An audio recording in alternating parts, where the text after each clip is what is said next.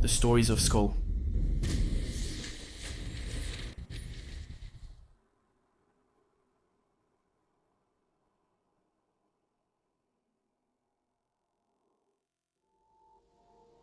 I can't share my name or my job details, because unfortunately, if I do that, they'll know who I am, and I might lose my job. My only goal is to tell you about the strange events that took place, because they deserve to be heard, and lock us in old lockers, crouched in dust. What I can tell you about my job is that, thanks to it, I have access to some truly unique written testimonies. These testimonies are written by police officers during interventions, having encountered odd things during their operation. There are all kinds of cases in these files. The paranormal section is what truly sent chills down my spine. People need to know, and that's why I'm going to share with you some notes from this file. Each of the facts I'm going to tell you comes from different police officers who don't know each other and work in different police stations. Without further delay, here they are. First entry, Josh Morgan, Huntsville Police Department, Alabama. The intervention was about a call from a little girl who had asked the police for help because her father was beating her mother.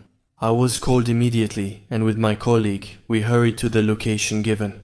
Once we arrived, we quickly went to the front door and knocked. After a few knocks, a man opened the door for us. It was Mr. Scott. Dressed in a tank top and shorts, he seemed still half asleep and surprised by our presence. We questioned him and discussed his daughter's call for help, explaining we also needed to question her. Mr. Scott then widened his eyes, but before he could say anything, we heard screams coming from what seemed to be the upper floor of the mansion. The words were clear, and the female voice was saying, "Stop him, please, he has a knife." I acted fast. She was pinned down, and a blade clattered onto the tiles. And Mr. Scott tried to struggle after that. The weapon was a kitchen knife that he had slipped into his belt. Who knows what would have happened to Mrs. Scott if we had been late? Even worse, what if her daughter hadn't called us? Exactly. Here's the strange fact. As part of Mr. Scott's conviction, we questioned the entire family who was in the family home. That's how we realized something really strange. Mr. Scott's violence comes from a particular fact, even though, in my eyes, nothing excuses such barbarity. This sudden violence seems to follow a family tragedy from which Mr. Scott had trouble recovering, from which he could not heal. It was the death of his daughter, which happened a year before our intervention. What is most alarming about all this is that, indeed, there were only 2 people left living in that mansion. Where did the call come from? Was it really from Scott's daughter, who died a year earlier? If you ask me, that question will never be answered. Second entry, Ethan Wolf, Little Rock Police Department, Arkansas. Had I known, I would have left things as they were and not gotten involved. I know I don't have to act alone, but it was there like a reflex, and I couldn't let something like that happen. The incident I was involved in almost gave me a bad reputation, and that's why I want to report it. It began on May 21, 2015, while I was patrolling Wingate. Around midnight, my colleague left the car to relieve himself. As for me, I stayed on the passenger side, waiting for him. It was pretty warm, so I rolled down the window. That's how I heard the screams, terrifying screams that sounded like someone was calling for help. I acted quickly and shouted to my colleague to come back, but I had no idea where he had gone. Again, the cries of pain echoed, and I quickly found the location. It was some kind of alley on the other side of the street. I called for backup and ran to the noise. With my weapon in hand, I quickly arrived in front of the alley, but then the scream stopped. I advanced cautiously, weapon in my right hand and flashlight in my left.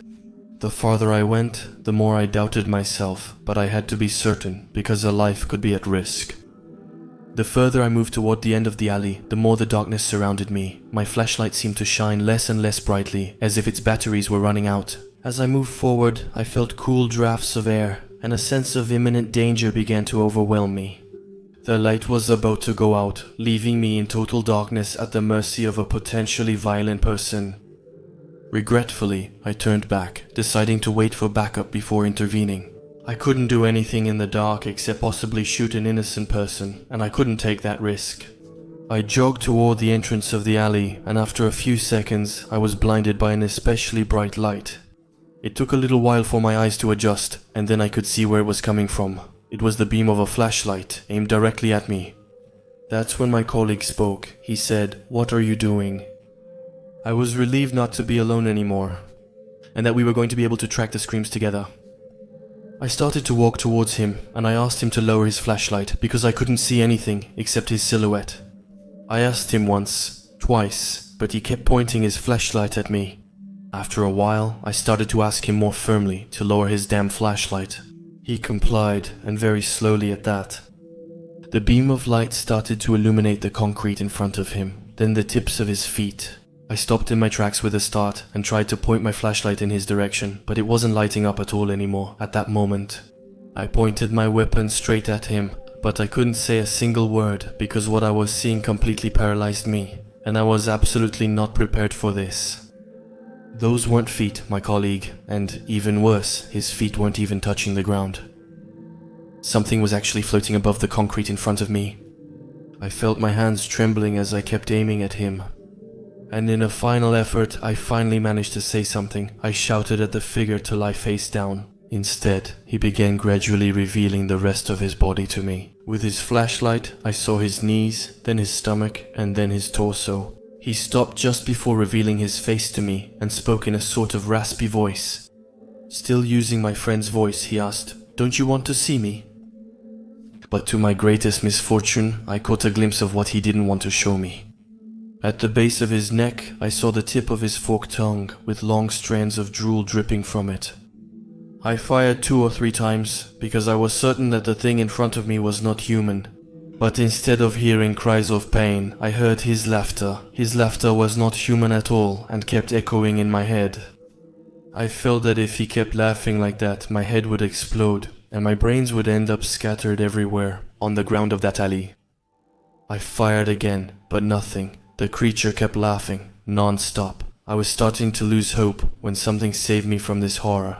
Another light, my colleague's flashlight. He aimed it at the alley entrance, just steps from the creature. I saw the monster's torso turn toward my colleague, and the sights freeze in the distance. My colleague had likely just seen its face, as his eyes widened and looked completely emotionless. I ran toward the road, going around the creature, and I felt the cold draft brushing against the back of my neck, a sign it was about to grab my throat. When I passed by it, I got next to my colleague and turned around. But nothing was there anymore. So I looked all around me, but it was useless. The creature had vanished. Afterwards, I went back to the car, pulling my colleague by the arm, who still couldn't move and seemed paralyzed by fear. I went to the police station and I felt nauseous. I never thought I would experience such horror during my career. The most frustrating thing about all this is that I don't know what it is. But one thing is certain, I wasn't taken very seriously, even though similar sightings had been reported in the city of Little Rock. But they still took my statement. But as you might expect, nothing came of the case. My colleague, on the other hand, wasn't as lucky as I was. He's still in the hospital and hasn't said a single word since the incident. He was the only one who saw his face. And day and night I thank heaven that I didn't see him too. Third entry, David Stevenson, Alexandria Police Department, Minnesota. All of this happened on August 9, 2004. Alone in my car, heading to the impound lot, I heard a call for help on my radio. At that moment, it was 1:30 in the morning. The call had been made by a man. He was shouting that he needed help and backup. In front of Woodland Elementary School, I answered the call without thinking for a single second about what I was going to face in the minutes that would follow. Near the cemetery, close to the school, I finally saw the flashing lights of the unit calling for help. The car was parked with the door open, right in front of Woodland School. I ran toward the car and drew my service weapon. After a few moments, I saw a man crouched in the back of the car, pointing his gun straight ahead. It was Officer Thompson, and he seemed to be in a total state of panic. I ran for cover with him and asked what was happening. He spoke quickly and unclearly, saying something took his partner into the school. Something vast and indescribable. We waited for reinforcements, and soon our entire squad was in front of the school. Without waiting any longer, we intervened and went down the long path leading to the Woodland reception area. The The place was particularly cold, way too cold for the month of August.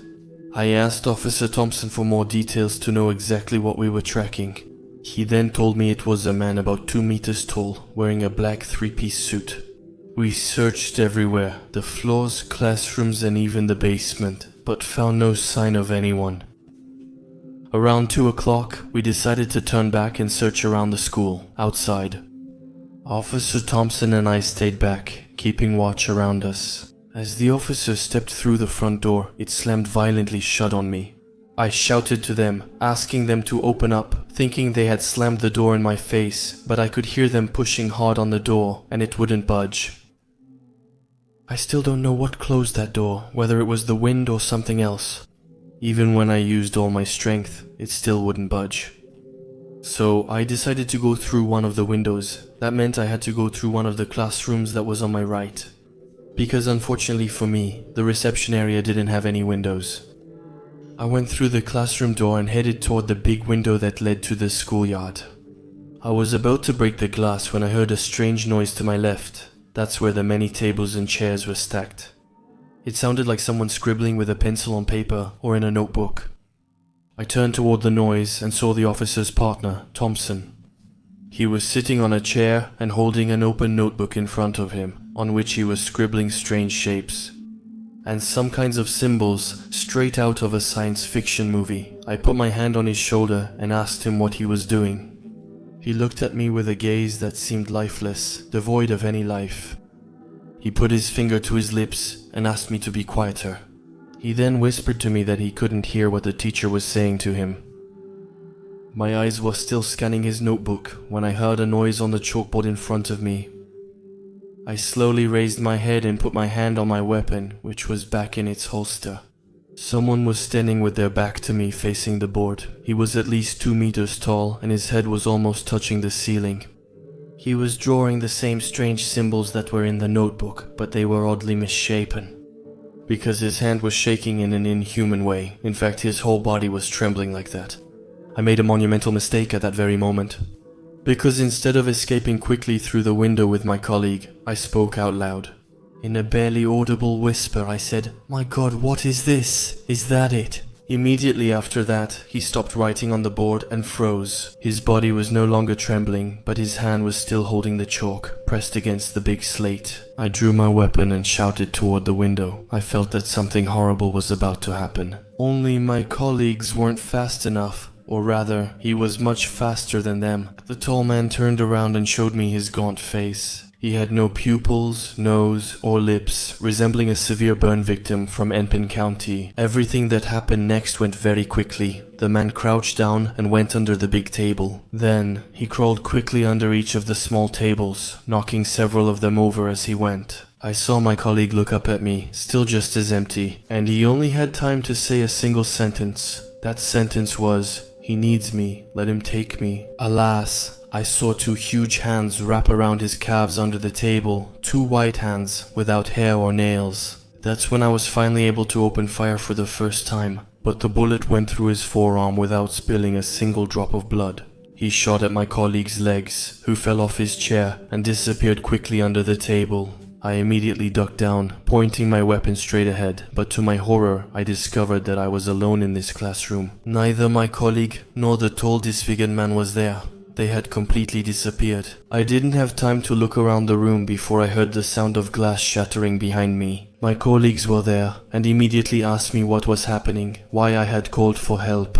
To be completely honest, I didn't dare say anything. I lied to them and explained that I thought I saw someone at the back of the room.